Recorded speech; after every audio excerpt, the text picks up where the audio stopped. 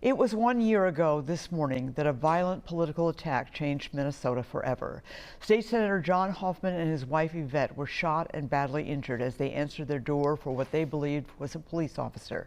Former Speaker of the House Melissa Hortman and her husband Mark were shot and killed inside their home by that same gunman who earlier this week admitted he committed those crimes.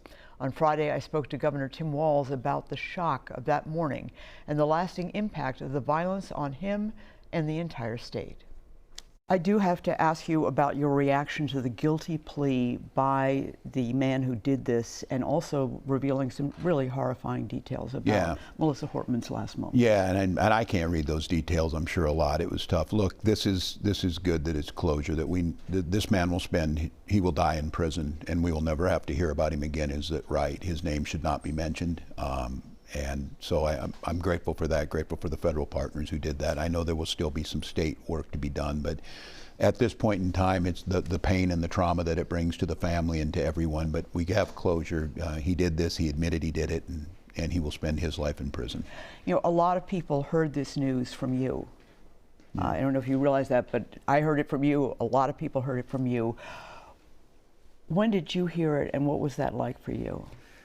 Yeah, I got a call, and it's in this job, it's never good to get a call at about 4 a.m., a little after 4 a.m., and it was Chris Smitter, my chief of staff, and I had never seen Chris emotional. He's the most even keel and just no-nonsense business, and he said, "I have awful news, Governor.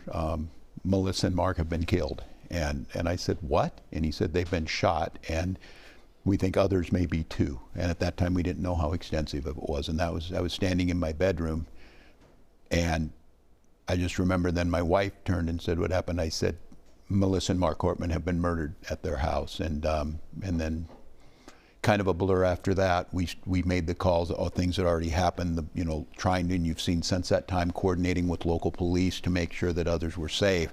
And we then went to the Emergency Operations Center, where we started alerting people and letting them know what happened.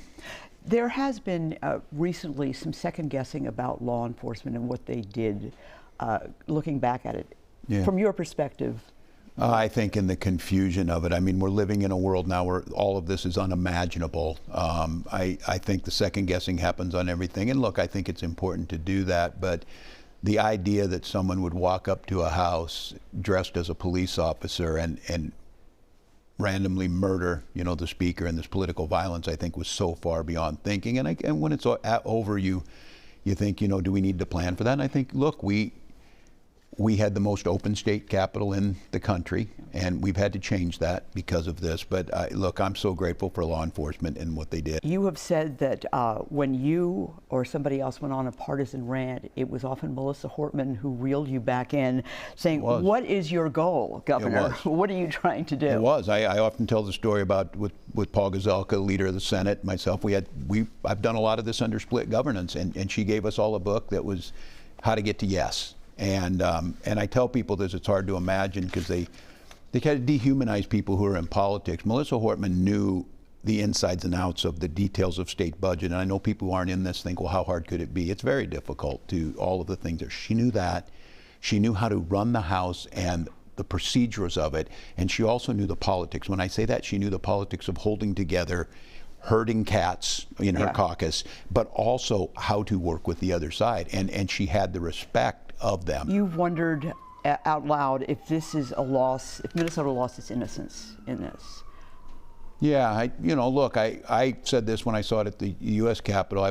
We were just mentioning we had the most open state capitol, meaning we had 16 doors that were open, and kids could sit on the steps and eat their sandwiches and wander in and out, and I would walk by them. She loved that. She defended that. Yes. Defended it, and now having to close it down and have the scanners. Look, it makes sense. We've had it, but that loss of innocence of this process, that we're all just people in this, and we're part-time legislators. The thing that was most amazing about Melissa Hortman is she could be deep in the weeds on transportation policy, trying to craft a major deal. And when we would do that, she would shift immediately to talking about gardening, or about her dogs, or about her kids, or about an upcoming wedding. She lived such a full life and such a big life, and could separate those things, and could bring it down, because you see just the anger. And it's that type of anger and that frustration, that partisanship, that leads to this violence. And of all people, she understood that, and then for her to be a victim of it, it seems so cruel and senseless. And it certainly changed it. It certainly changed me. I admitted it and said at the time that it came close to breaking me, and certainly changed how I see things. All right. Well, Governor Tim Walz, thank you so much for being with us. We really appreciate your thoughts and memories of Melissa Hortman and Mark Hortman today. Thank you.